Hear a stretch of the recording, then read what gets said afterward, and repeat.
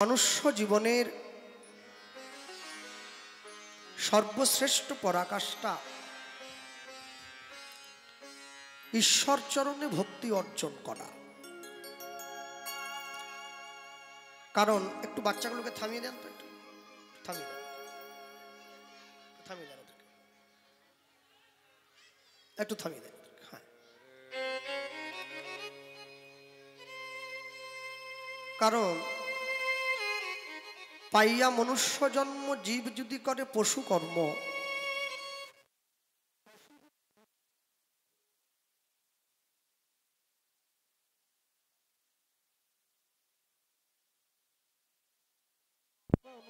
ফল তারে লইতে হয়। এই একই কথা ভগবান মা গান্ধারীকেও বলেছিলেন, এই একই কথা রাবণ কুম্ভকর্ণকেও বলেছেন, এই একই কথা হিরণ্যাক্ষ হিরণ্যকশিপুকেও বলেছেন, এই একই কথা জগাই মাধাইকেও বললেন। এখন যাদেরকে বললেন তাদের সকলার চৈতন্য হয়ে গেল, তারা বিপদ থেকে সুপথে ফিরে এলো। এখন বিপদ বলতে কি বোঝায়? আমি তো বিপদ বলি নাই, মহাজন বলছেন আমি তো বিপদ বলি নাই, আমি বিপথ বলেছি। দেখবেন অনেক অনেক রাস্তা আছে একটা গ্রামে যাওয়ার জন্য। একটা রাস্তা আছে যেটা ঘুর পথে যাওয়া যায়, আরেকটা রাস্তা আছে খুব সংক্ষেপে চলে যাওয়া যায়। আমার দাদু বলতেন, সৎ পথে করিবে ভ্রমণ, হোক বা দেরি, অসৎ নারীকে করিবে না বিয়ে, হোক সে পরি। সৎ পথে যাও, ওটা ঘুর হোক, তুমি ঘুরেই যাবে, কিন্তু সৎ পথে বাধা কম আসে।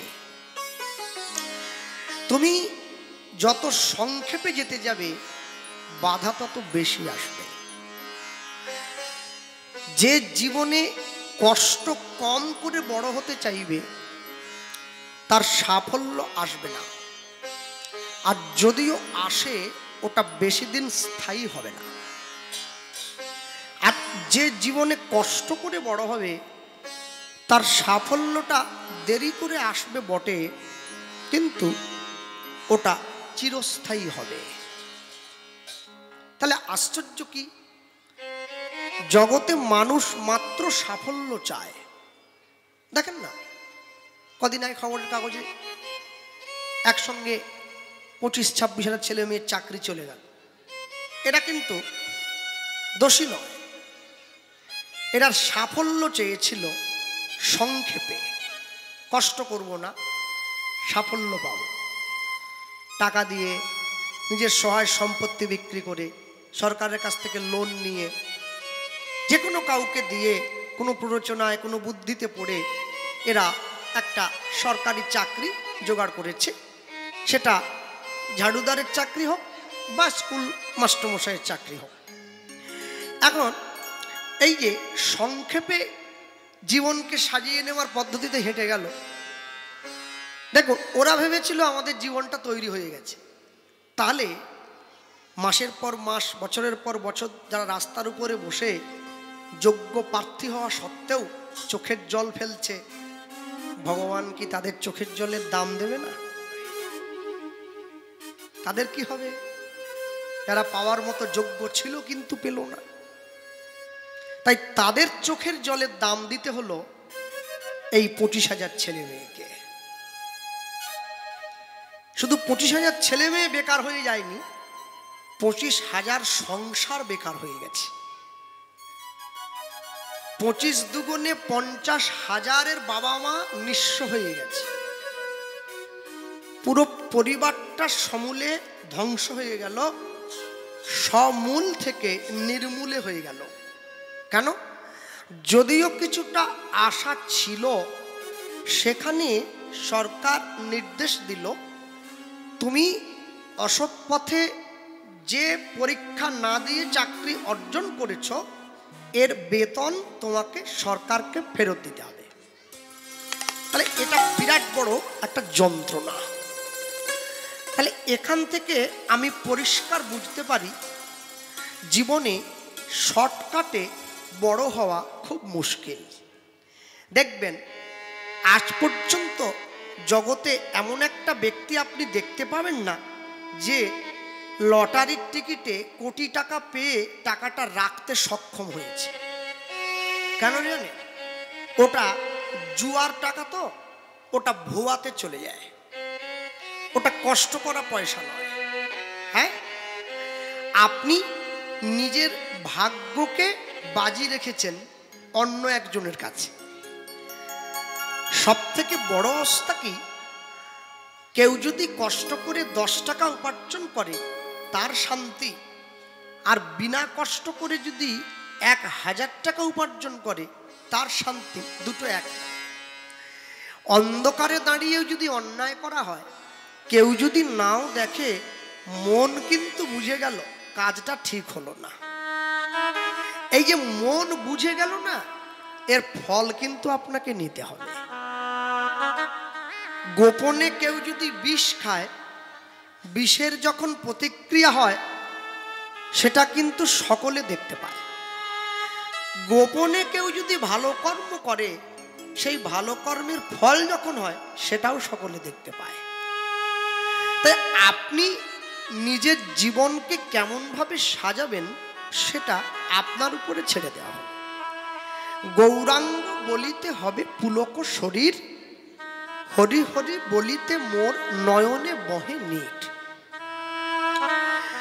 এমন একটা দিন আসবে, এমন একটা সময় আসবে যেদিন গৌরাঙ্গের নামটা বলা মাত্র আমার অঙ্গ মাঝে থরকম্প পুলকিত অষ্টসাত্ত্বিক ভাবের একটা ভাব উদয় হবে।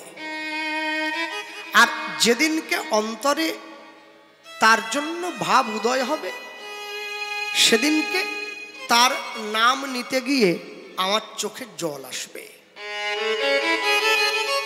একই তো ব্যাপার। এই যে ইনি বসে আছে, হ্যাঁ, আরে আমরা যাকে লাউ বলি তারা বলে কদু, আর তারা যাকে দরবেশ বলে আমরা বলি সাধু। আমরা যাকে বাবা বলি তারা বলে আব্বা জান, আর আমরা যাকে হরি নাম বলি তারা বলে আজান। ব্যাপারটা তো একই। আপনি এদিক দিয়ে ধরবেন, এদিক দিয়ে ধরবেন, ডাকটা তো একই চরণে যাচ্ছে। সবার আগে আপনাকে দেখতে হবে, রে মন কি করে বরণ কুল, যে কুলে জনম হোক না কেন সকলই ভকতি মূল।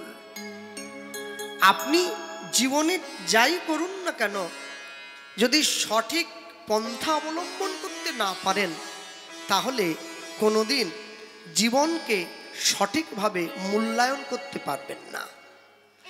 এমনও লোক আছে যার মুখের একটা কথা শোনার জন্যে হাজার হাজার মানুষ লাইন দিয়ে দরজার বাইরে বসে আছে। আর এমনও লোক আছে যার মুখের দিকে কেউ তাকাতেই চায় না, বলে তাকালেই কোন রাগ হয়। দুজনেই তো মানুষ, তফাৎ কি? দুজন ব্যক্তি জীবনের মূল্যায়ন দু রকম ভাবে করেছে। আপনি যেমনভাবে মূল্যায়ন করবেন, জীবন তেমনভাবে তৈরি হবে। কেন জানেন? শুনুন, মদের দোকানে বসে কেউ যদি গ্লাসে করে দুধও খায়, লোকে কিন্তু বলবে ও মদ খাচ্ছে। কেন? মদের দোকানটা দুধ খাওয়ার জায়গা না, ওই জায়গাটাই খারাপ। রাবণের স্ত্রীর নাম মন্দোদরী, মন্দযুক্ত উদরী, উদর মানে পেট। তাহলে উদর শব্দের স্ত্রীলিঙ্গ শব্দ হচ্ছে উদরী। যতগুলো সন্তান ধরেছে সব খারাপ, পেটটাই খারাপ। তাহলে জমিটা যদি খারাপ হয়, আপনি যত ভালোই গাছ লাগান ভালো হবে না। সেটাকে জমিটাকে ঠিক করে নিতে হবে। তাহলে আপনি আপনার এই যে জমিটা, দেহ জমিটা, এই দেহ জমিটাকে যদি সুন্দর করে সাজিয়ে নিতে না পারেন, তাহলে যে দেহ জমিটা বেকার হয়ে যায়। হ্যাঁ, ছোট ছোট জীবন এত সুন্দর, এত মধুময়, এত কোমল, জীবনের মূল্য বুঝতে হয়। ভোরবেলা আমি যখন পুকুরের পাড় দিয়ে হেঁটে বেড়াচ্ছি, আমি দেখলাম পুকুরের মাঝে অনেকগুলো পদ্মফুল ফুটে আছে। ভ্রমরগুলো গুনগুন করে উড়ে বেড়াচ্ছে, পদ্মফুল থেকে মধু নেওয়ার চেষ্টা করছে। আমার ইচ্ছে হলো আমি যদি নিতে পারতাম। আর দুবার ভাবিনি, সঙ্গে সঙ্গে গামছাটা পরে সাঁতার দিয়ে পুকুরের মাঝে গেলাম, পদ্মফুলটাকে ছিঁড়ে চটকে পাপড়িগুলোকে উপড়ে, পদ্মফুলটার যদি কথা বলার ভাষা থাকতো ও আমায় বলতো, আমার কাছ থেকে মধু নিতে গেলে যে যোগ্যতার দরকার হয় সে যোগ্যতা তোমার নাই। আমার কাছ থেকে মধু নিচ্ছে যে ভ্রমরগুলো, তুমি ওই ভ্রমরগুলোকে জিজ্ঞাসা করো কি করলে আমার কাছ থেকে মধু পাওয়া যায়, ওরা তোমায় শিক্ষা দেবে, তুমি সেই উপায়ে মধুটা বের করবে। তাহলে এত বড় বিশ্ব ব্রহ্মাণ্ডে ভালোটাও আছে, খারাপটাও আছে। আমাকে চেষ্টা করতে হবে যাতে সর্বপ্রকারে ভালোটাকে নিয়ে নিতে পারি। খারাপটা থাকবে, কিন্তু খারাপটাকে নিলে চলবে না। খারাপটার সামনে এসে বড্ড ঘোরাঘুরি করে ভালোর পোশাক গায়ে দিয়ে। আমি যদি খারাপটাকে জড়িয়ে ধরি তাহলে আমার পুরো জীবনটাই নষ্ট হয়ে যাবে। আচ্ছা, বাচ্চাগুলো তো কথা বলছে কেন? একটু খেলা করতে পাঠিয়ে দাও ওদের, বিকেলবেলা খেলা করুক। হ্যাঁ, একটু খেলা করুক, একটু থামাও। তাহলে যে ভগবান মানুষের মাঝে এসে দাঁড়ালেন, সেই ভগবান মানুষের কাছে গিয়ে সবার আগে এই কথাটাই প্রচার করেছিলেন যে তুমি জীবনে যাই করো না কেন, আগে জীবনের মূল্যায়ন করতে শিখবে। বৈষ্ণব মহাজন পদকর্তা লিখতে গিয়ে লিখছেন, কি করলে জীবনের মূল্যায়ন সঠিক হবে? বলো আর কবে,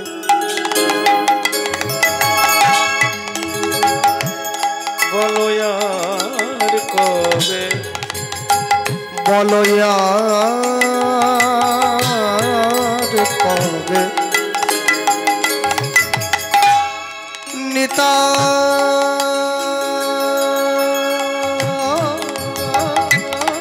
চাঁদ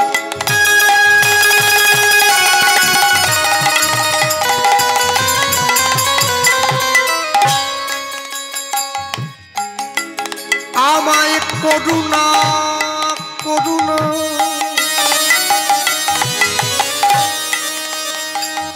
আমায় করুণা করুণা, করুণা করিবে,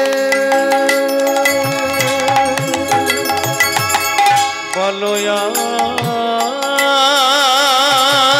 কবে,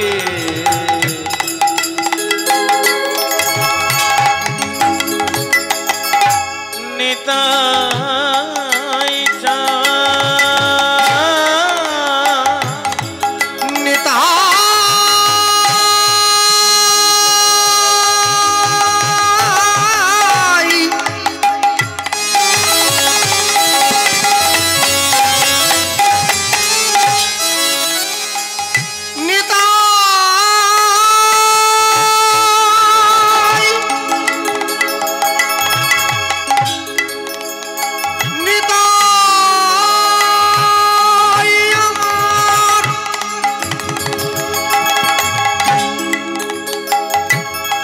নিতাই আমার,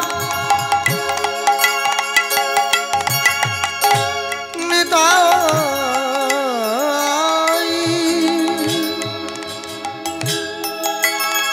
নিতাই আমার, নিতাই নিতাই, বলো আর কবে, নিতাই চাঁদ,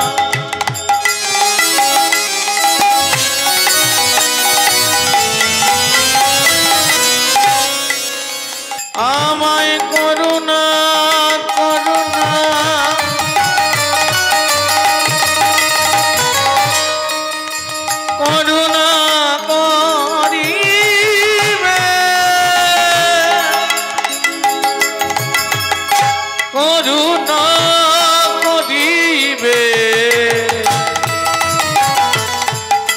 করুণা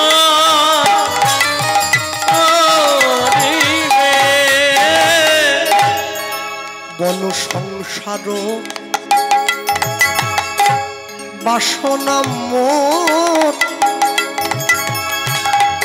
তবে দূরে যাবে।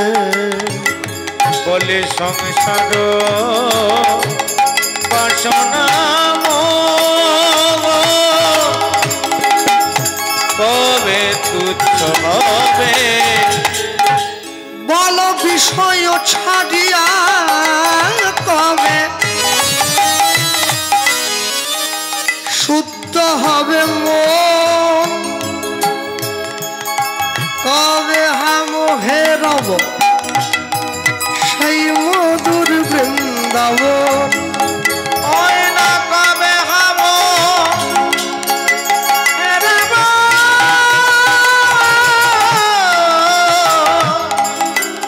মধুর বৃন্দাবন। বলি কবে হাম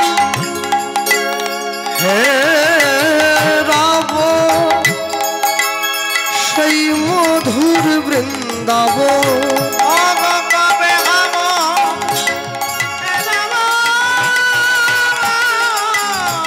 মধুর বৃন্দাবন। মধুর বৃন্দাবনে আমি কবে বাজাব, মধুর বৃন্দাবনে কবে বাজাব। মধুর বৃন্দাবনে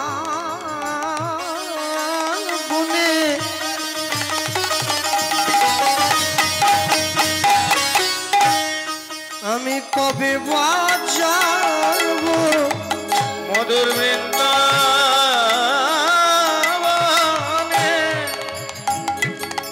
কবে বাজাব। সেতা রাধা কৃষ্ণ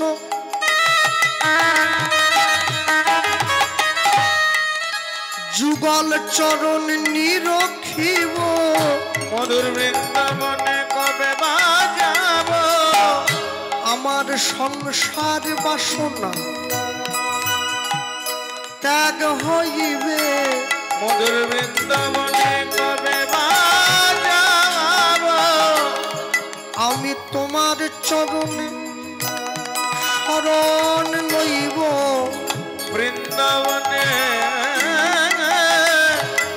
আমি কবে বাজাব। কবে আমার ভবে আসা যাওয়া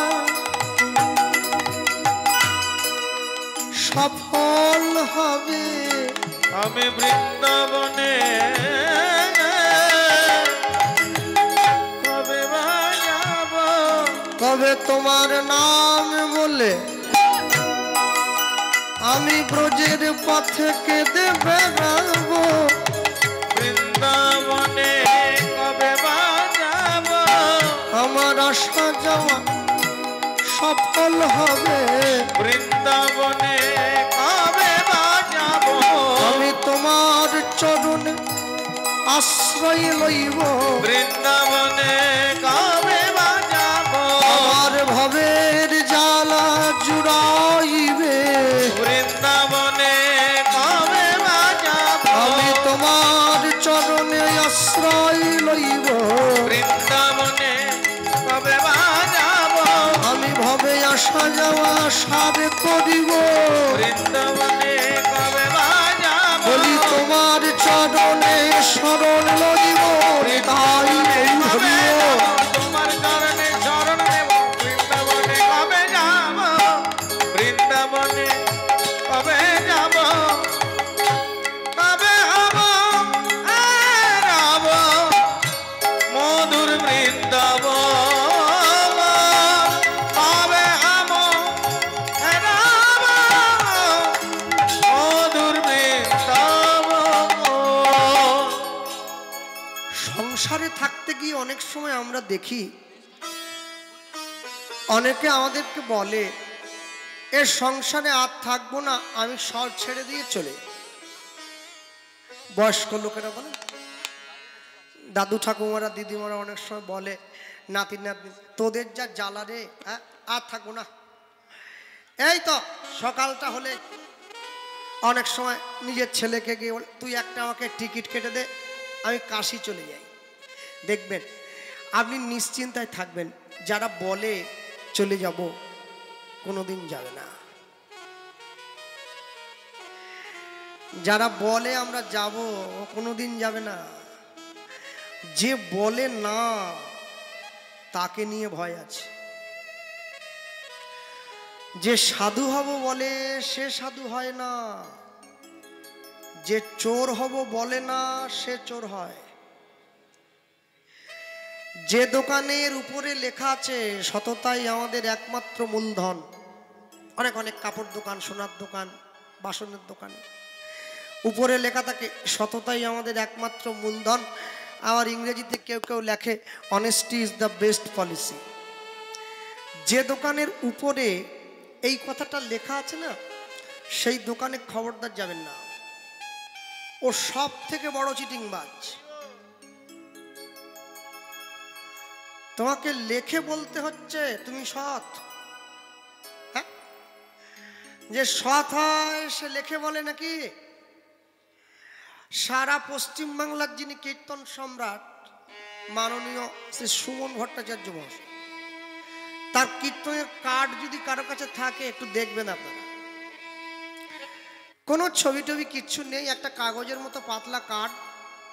সেই কার্ডটার ওপরে লেখা আছে গুরু গৌরাঙ্গ জয়তু কীর্তনীয়া সুমন ভট্টাচার্য, ব্যাস। ফোন নাম্বারটা দেওয়া আছে, বরানগর, কলকাতা, হয়ে গেল।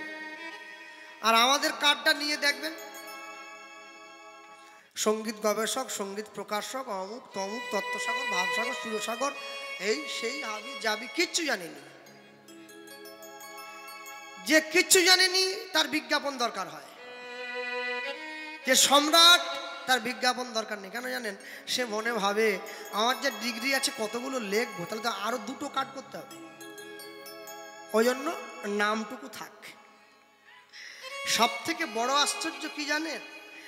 মায়ের হাতে তৈরি হয় যে আটার রুটিটা, সেই রুটিটা টিভিতে কোনোদিন বিজ্ঞাপন দেখানো হয় না। যে পাউরুটি খেয়ে মানুষের মৃত্যু হবে, মানুষের শরীর খারাপ হবে, সেইটার বিজ্ঞাপন দেখানো হয়। যে জিনিসটার বারবার ধরে বেশি বেশি বিজ্ঞাপন হয়, জানবেন ওটা মোটেই ভালো নয়, ওটা খারাপ।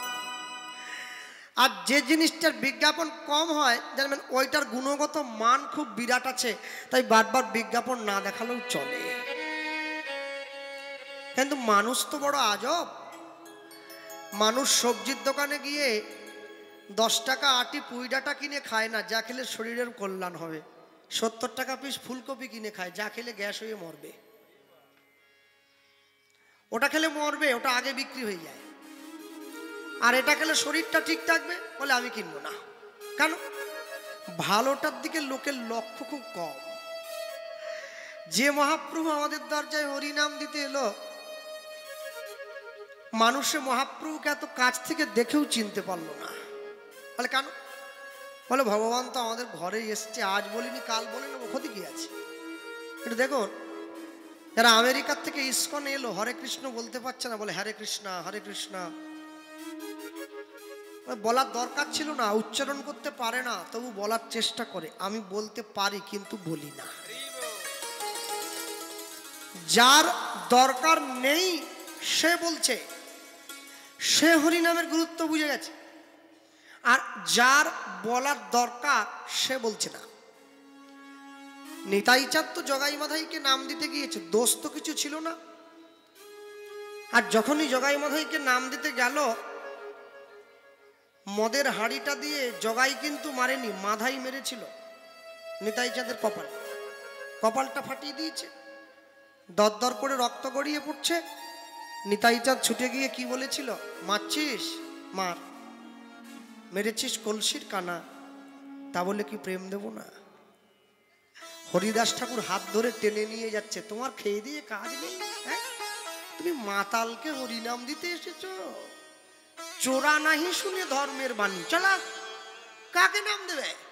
আর একবার নাম দিতে গেলে মেরে একদম মেরেই ফেলবে, চলো শিগগির পালিয়ে যায়। নিতাই চাঁদের হাত ধরে যখন হরিদাস ঠাকুর টেনে নিয়ে চলে গেল নিজের ঘরে, জগাই গিয়ে মাধাইকে বলেছিল, ভাই বৈষ্ণবের গায়ে হাত তোলাটা কি ঠিক হলো রে? যে নাম দিতে এসেছে ভালো লাগেনি, নাম নিবি না, ভালো লাগেনি তাড়িয়ে দিতি। আরে ওরা বাবাজি লোক, জোরে একটা আমরা ধমক দিলে ওরা এমনি ছুটে পালে, মারতে গেলে কি জন্যে? মাধাইয়ের চোখে জল এসে গেছে, ছুটে গিয়ে জগাইয়ের হাতটা ধরে নিয়ে বলছে, দাদা তুই কি ভাবলি আমি এত বোকা? এই বাংলায় একটা কথা আছে না, কান টানলে মাথা আসে। হ্যাঁ আছে তো, মারলি কেন? কেন মারলাম জানিস? নিতাই চাঁদের কপালটা ফাটিয়ে মহাপ্রভুকে জানিয়ে দিলাম, নবদ্বীপে এখনো দুটো পাপী পড়ে আছে, উদ্ধার করবে কবে? নিজের কপাল দিয়ে দরদর করে রক্তটা চাপা দিয়ে নিতাই চাঁদ যখন গিয়ে মহাপ্রভুর সামনে দাঁড়াবে, নিজের বড় ভাইয়ের কপালের রক্ত দেখে ছোট ভাই আর স্থির থাকতে পারবে না, আমাদেরকে মারার জন্য ছুটে আসবে। বলে হ্যাঁ তা তো আসবে। আর সেই সময় আর দুই ভাই গৌরের চরণে পড়ব, হরিনাম বলে